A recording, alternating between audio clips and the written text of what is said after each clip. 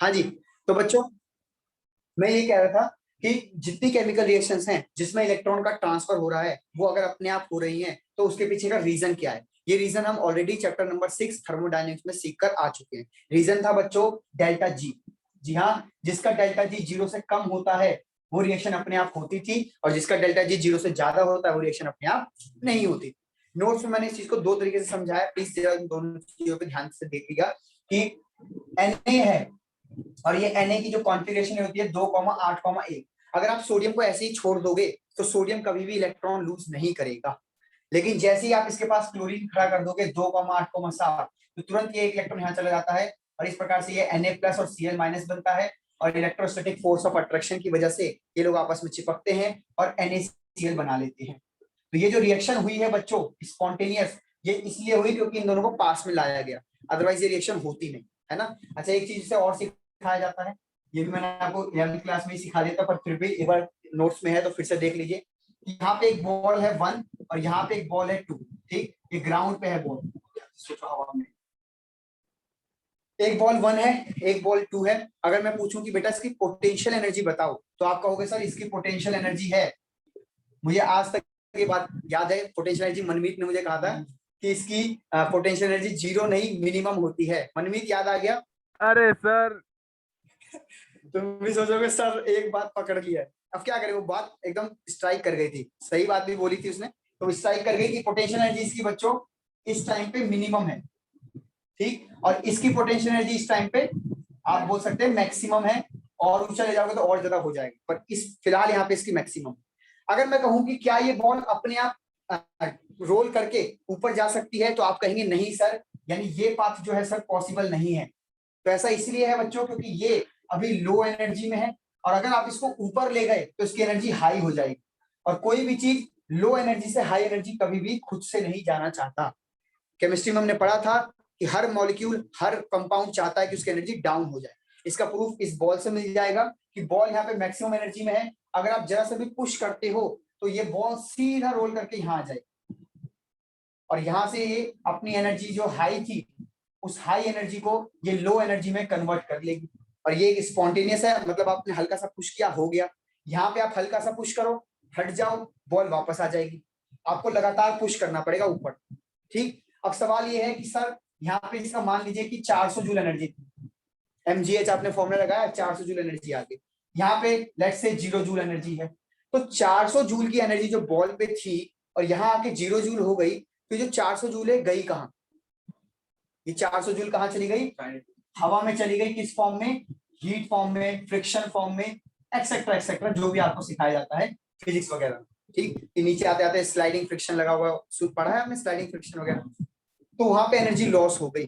तो बच्चों आपको भी यही करना है। आपकी केमिकल रिएक्शंस क्या होती हैं? एक होता है रिएक्टेंट, एक होता है प्रोडक्ट। अगर ये स्पॉन्टेनियस रिएक्शन, मैं लिख देता हूं, अगर ये स्पॉन्टेनियस रिएक्शन है तो इसका मतलब ये है कि यहाँ पे इसकी एनर्जी हाई है और जरूर उधर जाकर इसकी एनर्जी लो हो रही है, तभी ये काम हो रहा है, वरना नहीं होगा।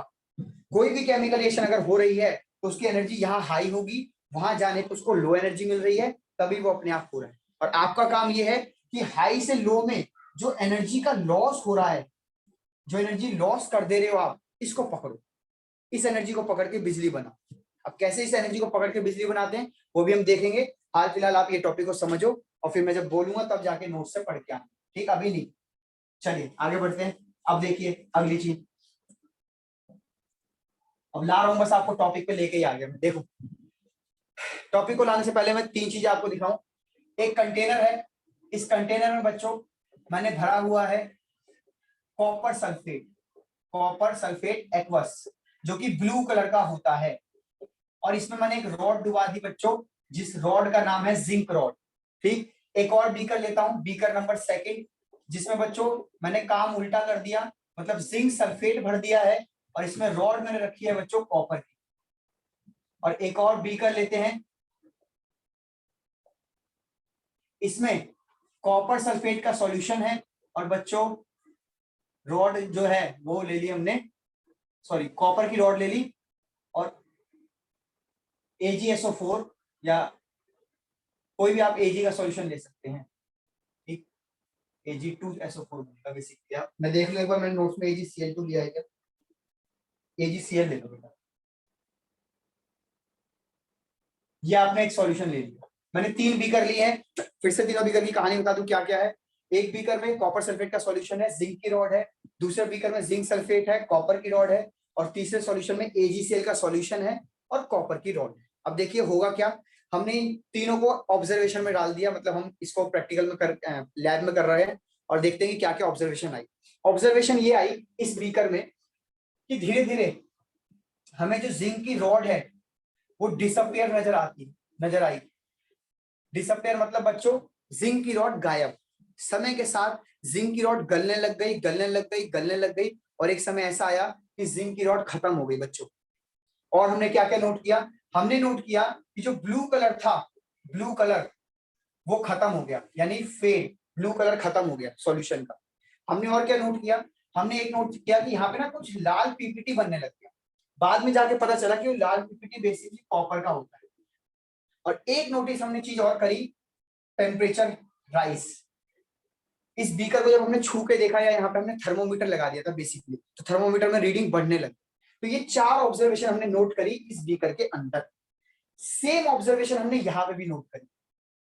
सेम ऑब्जर्वेशन का मतलब ये है कि AgCl का जो भी कलर था वो कलर खत्म हो गया, कॉपर की रॉड गल गई, है ना। और जितने भी 4 ऑब्जर्वेशन है, टेम्परेचर बढ़ने का और आपका पीपीटी बनने का, सिल्वर का पीपीटी बना, वगैरह वगैरह, ये सारे हमने चीजें देखी कि हो गया। अब नहीं, यहाँ पे Ag का पीपीटी बनेगा ना, Ag का पीपीटी ग्रे कलर का बनता है, ठीक। और यहाँ पे बच्चों इस बीकर में कोई भी रीडिंग हमने नोट नहीं करी, मतलब ना यहाँ टेम्परेचर बढ़ा, ना यहाँ पे कलर फेड हुआ, ना यहाँ पे कोई भी चीज, जो जिंक सल्फेट का सॉल्यूशन का कलर था वो भी चेंज नहीं हुआ, कुछ भी नहीं हुआ। मतलब बेसिकली 4 चीजें जो है यहाँ पे नहीं हुई, यहाँ पे 4 चीजें हो गई। अब ध्यान से सुनिएगा क्या हुआ होगा। यहाँ से हमने अंदाजा लगाया कि यहाँ रिएक्शन हुई है ये वाली, zinc plus copper sulphate reaction हुई है, जिंक ने सल्फेट को रिप्लेस करा है, मतलब कॉपर को रिप्लेस किया, कॉपर ऐसा बन गया। अब ध्यान से सुनिएगा, कॉपर सॉलिड बनेगा, इसका ही लाल पीपीटी हमको देखने को मिला था। और क्योंकि CuSO4 का ब्लू कलर है और रिएक्शन के बाद आप देखो कोई भी कॉपर सल्फेट नहीं है, जिंक सल्फेट है, तो ब्लू कलर तो फेड होना ही था, ठीक। उसके बाद बच्चों जिंक का यहाँ ऑक्सीडेशन स्टेट 0 है, यहाँ पे +2 है, यहाँ पे कॉपर का +2 है और कॉपर का 0 है। तो +2 से कोई चीज 0 जाएगी तो मतलब रिडक्शन हुआ है, और 0 से कोई चीज +2 आई है मतलब ऑक्सीडेशन हुआ है। यानी कि इस रिएक्शन में बच्चों, इस रिएक्शन में रिडॉक्स रिएक्शन हुई है। अब उस रिडॉक्स रिएक्शन में जो इलेक्ट्रॉन यहाँ से यहाँ फ्लो हुए हैं, जिंक ने 2 इलेक्ट्रॉन लूज करे और कॉपर ने वो 2 इलेक्ट्रॉन गेन कर लिए, ठीक। जिंक ने 2 इलेक्ट्रॉन लूज करे, कॉपर ने वो इलेक्ट्रॉन गेन कर लिए। इस इलेक्ट्रॉन के फ्लो की वजह से यहाँ पे एनर्जी जो है चेंज हुई, उस एनर्जी की वजह से यहाँ पे हीटिंग एनर्जी पैदा हुई, जिसकी वजह से टेम्परेचर बढ़ गया। टेम्परेचर बढ़ने का ये रीजन था कि इलेक्ट्रॉन यहाँ से यहाँ जो ट्रांसफर हुए हैं उसने टेम्परेचर बढ़ा दिया। बेसिकली इस रिडॉक्स रिएक्शन ने हमको क्या दिया, इस रिडॉक्स रिएक्शन ने हमको हीट एनर्जी पैदा करके दी, हीट एनर्जी। लेकिन बच्चों हमको हीट एनर्जी नहीं चाहिए, हमको इलेक्ट्रिकल एनर्जी चाहिए। हमें इस रिडॉक्स रिएक्शन से बिजली बनानी है, गर्मी नहीं। गर्मी तो ऑलरेडी ग्लोबल वार्मिंग चल रहा, तो गर्मी तो हो रही है, मैं देख रहे हो तुम पसीने टपक रहे हैं। तो इस हीट एनर्जी का हम क्या करें, हीट एनर्जी तो उड़ गई हवा में, टेम्परेचर थर्मोमीटर में रीडिंग आई 20 से 30 तापमान पहुंचा, 30 से 40 पहुंचा, सारी हीट उड़ गई हवा में। हमें उस हीट एनर्जी को कन्वर्ट करना है इलेक्ट्रिकल एनर्जी में। और यहीं से दिमाग में साइंटिस्ट के आया कि यार कुछ जुगाड़ लगाओ और इस हीट एनर्जी को इलेक्ट्रिकल एनर्जी में कन्वर्ट। अब यहाँ से वो जुगाड़ क्या है, वही हमारा अगला टॉपिक है, दैट इज गैल्वेनिक सेल, जो कि इस चैप्टर का सबसे पहला टॉपिक है, गैल्वेनिक सेल। तो कहां से उसकी स्टार्टिंग हुई वो मैं आपको अभी तक समझा रहा था। डन। वहीं पे इसमें भी सेम ऐसा ही हुआ होगा, इसमें भी यहाँ पे टेम्परेचर रेज हुआ, यहाँ पे भी रिडॉक्स रिएक्शन हुई है। कौन सी रिएक्शन हुई है, यहाँ पे कॉपर प्लस AgCl था, उसने रिप्लेस किया, CuCl2 बना, और यहाँ पे Ag का पीपीटी आपको नजर आया, दैट इज ग्रे, यानी सिल्वर कलर का जो ग्रे कलर का जो Ag है वो नीचे बैठने लग गया। तो ये भी सेम रिएक्शन है। मैं यहाँ पे जो जो बातें बोली हैं सारी बातें यहाँ पे कॉपी पेस्ट, यहाँ पे कुछ भी नहीं हुआ। उसके बाद बच्चों अब साइंटिस्टों के दिमाग में खुजली उठ रही है कि यार ये बीकर में जो रिडॉक्स रिएक्शन हो रही है, ये बीकर में जो रिडॉक्स रिएक्शन हो रही है, यहाँ पे जो हीटिंग एनर्जी पैदा हो रही है, जो इसका प्रूफ है थर्मोमीटर में रीडिंग रेज होना, उसको कैसे भी कंट्रोल करो और इलेक्ट्रिकल एनर्जी में कन्वर्ट। और वो करके देगा हमें गैल्वेनिक सेल। कैसे करके देगा, आप जाइए नोट्स का 10 पेज तक पढ़ के आइए, कंटेंट 10 पेज तक जाइए। एक टॉपिक मैंने छोड़ दिया, कंफर्मेशन इन रिएक्शंस का, कि हमें कैसे पता चला कि यहाँ पे ये रिएक्शन कंफर्म हुई है। तो बेटा वो आप पढ़िए, आपको समझ आ जाएगा। कहने का मतलब ये है, देखिए जरा ध्यान से एक बार देख लीजिए कि अगर जिंक सल्फेट इस रिएक्शन में बना है तो मैंने क्या करा, इस रिएक्शन को अमोनिया के साथ रिएक्शन करा दी, तो जिंक सल्फाइड वहां पे बन जाएगा और जिंक सल्फाइड का एक पीपीटी बनता है, वो आप नोटिस कर लेना क्या है। अगर AgCuCl2 बना है, मैंने इसको हाइड्रोजन सल्फाइड के साथ रिएक्शन कराया, तो यहाँ पे CuS बन जाएगा ब्लैक पीपीटी। तो यहाँ पे जब इस रिएक्शन के पास में ये वाली गैस लेकर आया तो यहाँ पे ब्लैक पीपीटी बन गया, तो मुझे प्रूफ हो गया कि ये चीज बनी है रिएक्शन। वो आपको नोट्स में भी मिल जाए, पढ़िए, आ जाएगा समझ। रिकॉर्डिंग ऑफ कर लीजिए निखिल, और पेज नंबर 10 तक पढ़ के आइए और रेज हैंड करिए किसी को कोई डाउट है। अब जो टॉपिक है बच्चों, ये है पेपर का, ठीक, यानी अब तक आपने जो भी 10 पेज पढ़े, इसका पेपर से कोई लेना देना नहीं, इवन तो कंपटीशन से भी कोई लेना देना नहीं। ये बस एक बेस तैयार करने के लिए था कि हम चैप्टर में, मैं आपको चाहता तो डायरेक्ट डैनियल सेल, और सब लोग करते भी ऐसे ही, डायरेक्ट पढ़ाते हैं डैनियल सेल कि ये है जिंक की सेल, ये है कॉपर की सेल, और बिजली बन गई। लेकिन जरूरत क्या पड़ी, कैसे बनी, इससे पहले की क्या हिस्ट्री थी, कहाँ साइंटिस्ट फेल हो गए, वो सब कोई नहीं बताता। इसीलिए वो बच्चा क्या करता है, लास्ट में उसको रटना ही पड़ता है। तो मैं आपको यहाँ तक कहानी का लिया आया, एक बार 10 पेज फिर से, जब सेशन खत्म हो जाएगा, क्लास खत्म हो जाएगी, फिर से तसल्ली से पढ़ना, आपको दोबारा कहानी समझ आ जाएगी। अब सुनिए, मैं आपको डैनियल सेल पढ़ाने जा रहा हूँ। व्हाट इज डैनियल सेल बच्चों? बेसिकली गैल्वेनिक सेल या वोल्टेइक सेल पढ़ा रहे हैं। इसका नाम या तो गैल्वेनिक बोलते हैं या वोल्टेइक बोलते हैं। ये कौन सी सेल है? ये एक ऐसी सेल है जहाँ पे आपको केमिकल रिएक्शन करवानी है और उससे इलेक्ट्रिसिटी बनानी है। केमिकल रिएक्शन से इलेक्ट्रिसिटी बनानी है। अब इसके लिए जो भी आप सेल इस्तेमाल करेंगे, उसमें आपको 2 रॉड लेनी है। बेसिकली वो रॉड जो है, वो रॉड होनी चाहिए जहां पे डिस्प्लेसमेंट रिएक्शन हो सकती है। जैसे अभी आपने बीकर 1 पढ़ा था, बीकर 1 में जिंक और कॉपर में हो गई थी। आपने बीकर 3 पढ़ा था, वहां पे कॉपर और सिल्वर में हो गई थी। आपने बीकर 2 पढ़ा था, जहां पे कॉपर की रॉड और जिंक का सोल्यूशन था, वहां नहीं हुई। तो बेसिकली आप जिंक कॉपर का डिवाइस बना सकते हो, आप कॉपर चांदी का डिवाइस बना सकते हो, आप इस तरीके से करके कई मेटल्स का आपस में सेल अरेंज कर सकते हो। सेल क्या है, यहाँ बना के भी दिखाऊंगा। तो हमारे कोर्स में ये वाला है, जिंक और कॉपर वाला। और जिंक और कॉपर को शायद डैनियल नाम के साइंटिस्ट ने रिसर्च करके बनाया था, इसीलिए इस वाले को कहते हैं डैनियल सेल। तो कंफ्यूज मत होइएगा, डैनियल एक जस्ट साइंटिस्ट का नाम है जिन्होंने जिंक कॉपर पे वर्क किया था। अब क्या ये डिवाइस है, कैसे काम करता है, आइए देखते हैं, ध्यान से देखिएगा। मैंने क्या करा, एक कंटेनर लिया बच्चों, और इस कंटेनर में बच्चों मैंने भर दिया है, ध्यान से सुनिएगा, जिंक सल्फेट भर दिया है। जिंक सल्फेट एक्वस वाला, एक्वस मतलब बच्चों पानी के साथ, है ना। और यहाँ पे एक रॉड डाल दी जिंक की रॉड है, और जिंक का ही सॉल्यूशन है। तो सबसे पहले दिमाग में, मेरे दिमाग में तो यही आता है, बिना पढ़े ही, टीचर पढ़ाए ना पढ़ाए, मेरे दिमाग में पहले ही सवाल खटक गया कि सर जिंक की रॉड है तो जरूरी है क्या जिंक का सॉल्यूशन, किसी और का सॉल्यूशन नहीं चलेगा क्या? तो बेटा किसी और का सॉल्यूशन नहीं चलेगा, जिसकी रॉड लेनी है उसी का सॉल्यूशन लेना है। जिंक की रॉड तो जिंक का सॉल्यूशन, सिल्वर की रॉड तो सिल्वर का सॉल्यूशन, कॉपर की रॉड तो कॉपर का सॉल्यूशन। क्या रीजन है वो हम आगे जानेंगे, आज फिलहाल इतना ध्यान रखो। एक और बीकर ले रहा हूं बच्चों, ध्यान से देखिएगा, एक और बीकर ले रहा हूं। इस बीकर में मैंने भर दिया है कॉपर सल्फेट का सॉल्यूशन एक्वस, और बेटा इसमें रॉड रख दी मैंने कॉपर की रॉड इसमें डुबा दी। ठीक है जी। अब ये हवा में नहीं तैर रही है, ये अंडरस्टूड होना चाहिए कि ये दीवार यहाँ तक टच हो रही है।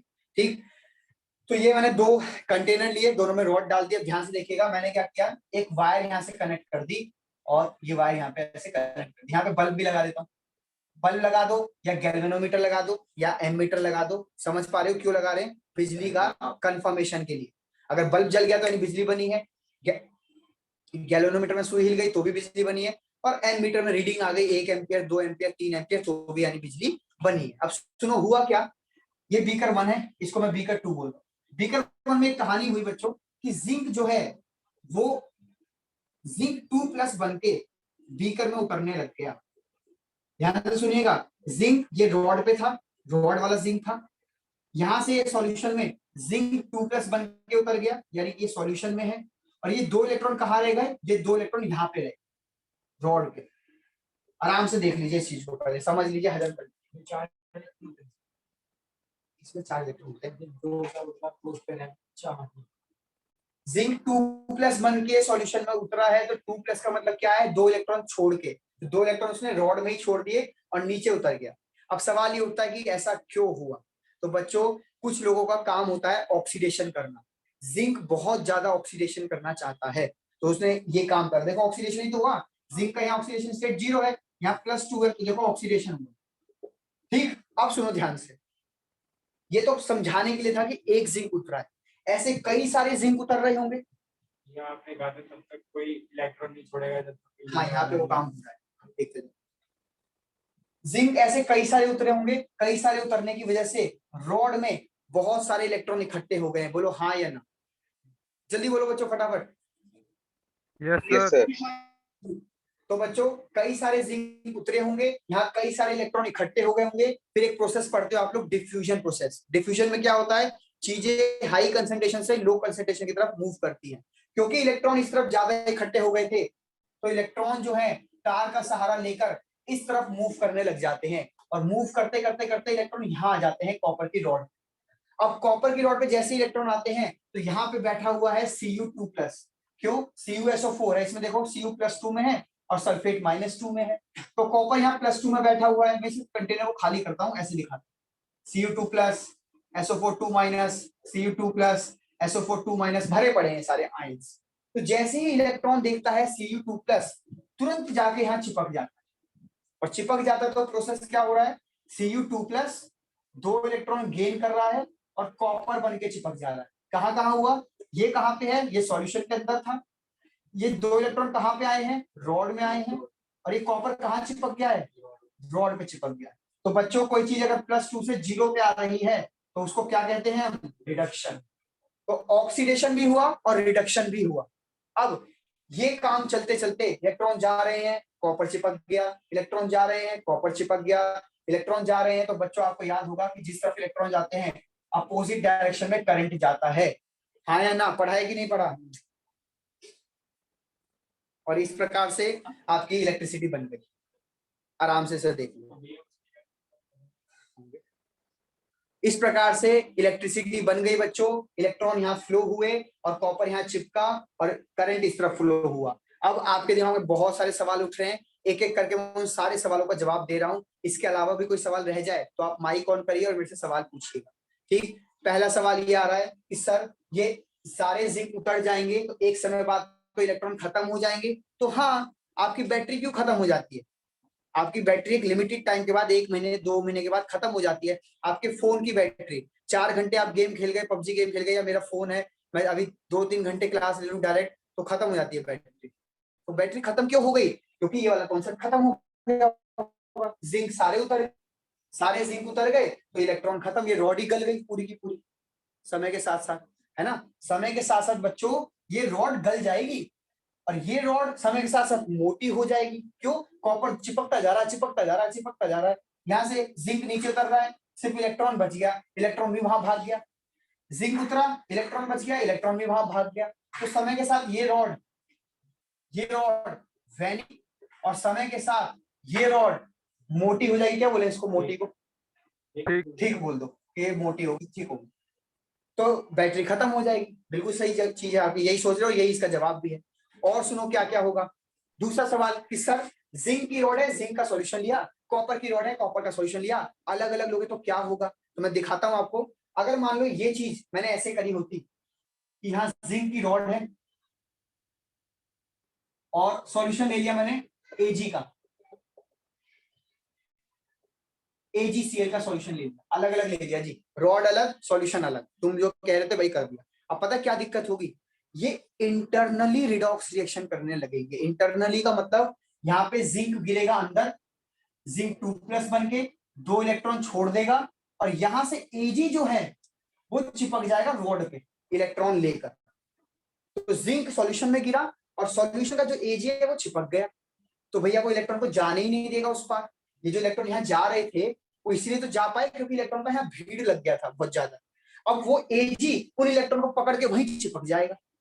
तो इसलिए बच्चों, आप अलग सॉल्यूशन मत लेना। अगर अलग सॉल्यूशन ले लोगे तो अंदर ही अंदर रिडॉक्स रिएक्शन हो जाएगी, और फिर ये केस बन जाएगा कौन सा, बीकर 1, बीकर 2, बीकर 3 वाला, जिसमें गर्मी पैदा होती थी और आपका काम खराब। इसीलिए जिसकी रॉड उसका सॉल्यूशन, ताकि इंटरनली रिडॉक्स रिएक्शन ना हो पाए। अब भाई सॉल्यूशन में जिंक 2+ बैठा हुआ है, SO4 2- बैठा हुआ है, तो ये जिंक 2+ जाएगा ही नहीं इलेक्ट्रॉन चिपकने। क्यों? इसकी प्रॉपर्टी है ऑक्सीडेशन करने की, तो ये सॉल्यूशन में गिरना चाहता है, सॉल्यूशन के साथ ऊपर चिपकना नहीं चाहता, इसलिए काम हुआ है। ठीक, उम्मीद करता हूं आपको समझ आ गया कि बिजली कैसे बननी है। क्या कोई बच्चे को यहां तक डाउट, या मैं आगे बढ़ूं?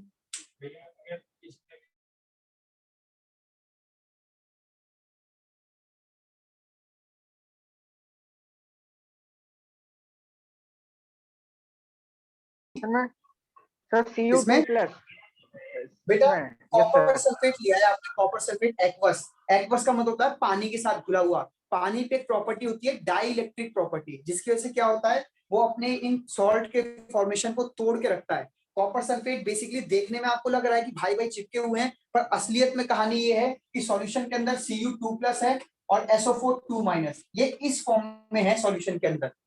कॉपर सल्फेट की फॉर्म में नहीं है, ये इस फॉर्म में है सॉल्यूशन के अंदर, पानी की वजह से। डन? ओके और सर। कुछ?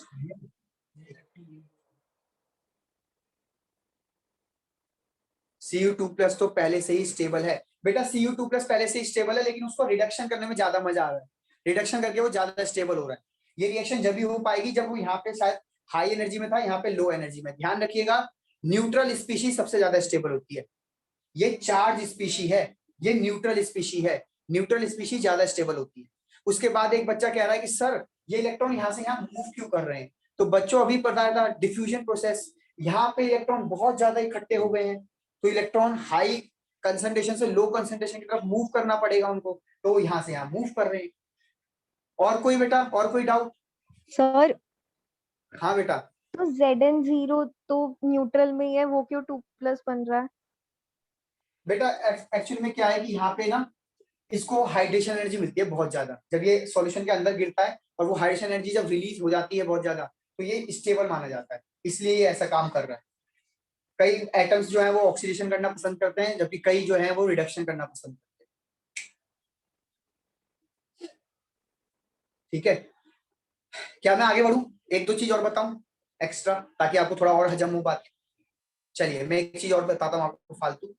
बेसिकली देखा ये क्या है बच्चों, कि यहाँ पे जो जिंक 2+ है वो रॉड पे चिपकते भी हैं, ऐसा नहीं है कि सिर्फ सॉल्यूशन रॉड के जो जिंक है वो नीचे गिरे। मैंने नोटिस ये भी करा गया है कि जिंक 2+ जो रॉड पे थे, वो रॉड के 2 इलेक्ट्रॉन लेकर वापस जिंक भी बनाते हैं रॉड पे, ये भी रॉड पे इलेक्ट्रॉन थे।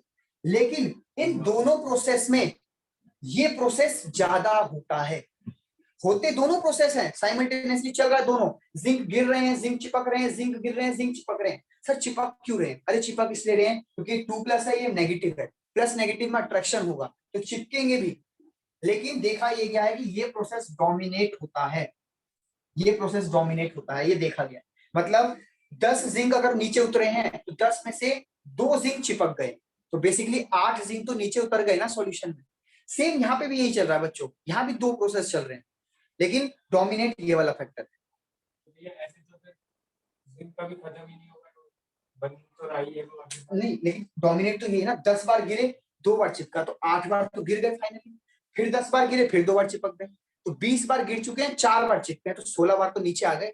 एक टाइम ऐसा आएगा कि खत्म हो जाएंगे ऐसे, है ये ना? वाले वापस तो टूट जाते हैं। हाँ बिल्कुल, मैं कुछ इलेक्ट्रिक कर भी लेता हूँ। हाँ वही तो कहानी है। अब देखो, अब प्रॉब्लम सुनो क्या है बच्चों, ये तो बिजली आपने बना दी, पर पता है बिजली कितनी देर चलेगी? माइक्रो सेकेंड्स, माइक्रो सेकेंड्स भी नहीं, माइक्रो नैनो सेकेंड्स से बिजली चलेगी और बिजली खत्म, बंद। क्यों बंद? यहाँ पे 2 प्रॉब्लम्स है, वो प्रॉब्लम जरा ध्यान से देखिएगा, मैं इसे मिटाने जा रहा हूँ। प्रॉब्लम ये हुई बच्चों, with time, with time solution के अंदर Zn2+ की कंसेंट्रेशन बढ़ने लग जाएगी। बोलो यस और नो? यस जल्दी सर। बोलो। ठीक है, समय के साथ सॉल्यूशन के अंदर बहुत सारे Zn2+ हो गए, इनकी कंसेंट्रेशन बढ़ गई। और अगर आप नोटिस करें तो जो रॉड है आपकी, रॉड वो नेगेटिव है, रॉड है नेगेटिव क्योंकि उसमें इलेक्ट्रॉन बहुत सारे हैं, और सॉल्यूशन है पॉजिटिव। क्या इन दोनों में अट्रैक्शन होगा या नहीं होगा? विद टाइम कह रहा हूं, विद टाइम मतलब समय जैसे जैसे बढ़ता जाएगा सॉल्यूशन के अंदर बहुत सारे Zn2+ हो जाएंगे और सॉल्यूशन में जो रॉड है, रॉड पे इलेक्ट्रॉन्स हैं, तो अट्रैक्शन होने की वजह से बच्चों ये Zn2+ इन इलेक्ट्रॉन को पकड़ लेगा और जाने नहीं देगा, इस इलेक्ट्रॉन को यहाँ जाने नहीं देगा। Problem number 1। प्रॉब्लम नंबर 2 यहाँ पे शुरू हुई। विद टाइम आप मुझे बताइए कि जब सॉल्यूशन से कॉपर 2+ वहां चिपक गया है, चिपकता जा रहा है, तो सॉल्यूशन के अंदर सिर्फ और सिर्फ सल्फेट आयंस बच रहे होंगे। बोलो हाँ है ना। कॉपर तो चिपकना चालू कर दिया, सिर्फ ये बच गया, कॉपर बचा है थोड़ा बहुत, लेकिन अगर पूछूं ज्यादा कंसंट्रेशन में कौन है, तो ज्यादा कंसंट्रेशन में SO4 2- बच रहा है सॉल्यूशन के अंदर। और वैसे ही रॉड पे इस तरफ से कौन आ रहे हैं, इलेक्ट्रॉन्स। ये भाई यहां से Cu2+ हटा देता हूं, देखो सारे के सारे, सिर्फ सल्फेट बना देता हूं समझाने के लिए। अब आप मुझे बताओ, ये भी नेगेटिव और इलेक्ट्रॉन जो आ रहा है वो भी नेगेटिव, दोनों में क्या होगा, रिपल्शन हो जाएगा बच्चों। किनके बीच में, इसके और इसके बीच में रिपल्शन चालू हो जाएगा, और रिपल्शन की वजह से ये इलेक्ट्रॉन नीचे नहीं आ पाएंगे, ऊपर ही भग जाएंगे, क्योंकि उन्हें पता है कि जैसे मैं नीचे उतरूंगा सल्फेट मुझे पुश करेगा, मुझे वापस जाना पड़ेगा। तो बेसिकली समय के साथ दो प्रॉब्लम अराइज हुई, नंबर 1 यहाँ पे, नंबर 2 यहाँ पे। आप आराम से देख लीजिए, इनकी वजह से ही बिजली रुक जाएगी, बिजली बन ही नहीं पाएगी। मैंने विद टाइम लिखा है, विद टाइम जो है कॉपर तो गायब हो गया सॉल्यूशन में, विद टाइम के साथ कॉपर तो गायब, कॉपर तो सारा चिपक गया रॉड पे। बट वो जो चिपका है उससे पॉजिटिव चार्ज नहीं आएगा उस पे? किस पे, रॉड पे? नहीं, रॉड पे तो जो इलेक्ट्रॉन आ रहे थे कॉपर उनको लेकर न्यूट्रलाइज कर देगा, Cu बन रहा था ना वो, तो जितने भी इलेक्ट्रॉन आ रहे थे कॉपर उन पे चिपक के उसको न्यूट्रलाइज कर दे रहा था रॉड। जैसे ही रॉड पे इलेक्ट्रॉन जमा हुए कॉपर ने न्यूट्रलाइज कर दिया, जैसे ही रॉड पे इलेक्ट्रॉन आए कॉपर ने न्यूट्रलाइज कर दिया। अब जब कॉपर ही खत्म हो गए हैं तो इलेक्ट्रॉन जब आएंगे तो सल्फेट रिपल्शन करेगा। ये प्रॉब्लम आ रही है। क्या मैं आगे बढ़ सकता हूँ? क्या मैं प्रॉब्लम का सॉल्यूशन बताऊं क्या है? एक रीजन ये भी हो सकता है कि बॉडी गायब हो जाएगी कुछ समय बाद। वो तो उसके लिए तो बहुत समय है, ये प्रॉब्लम पहले आएगी, वो प्रॉब्लम बाद में आएगी। पहले आप इस प्रॉब्लम से छुटकारा पाओ, तब वो प्रॉब्लम आएगी। ठीक है, क्या मैं आगे बढ़ूं बच्चों? जल्दी बोलो। Yes sir. yes अब इसका सॉल्यूशन है बच्चों सॉल्ट ब्रिज। सॉल्ट ब्रिज एक ऐसी चीज है जो आपकी इन दोनों प्रॉब्लम को सॉल्व करने वाली है। तो आप जाइए नोट्स में, और जहां सॉल्ट ब्रिज हेडिंग है वो मत पढ़िएगा, इन प्रॉब्लम्स तक पढ़ के आइए बस। और रिकॉर्डिंग अब ऑफ कर सकते हैं आप।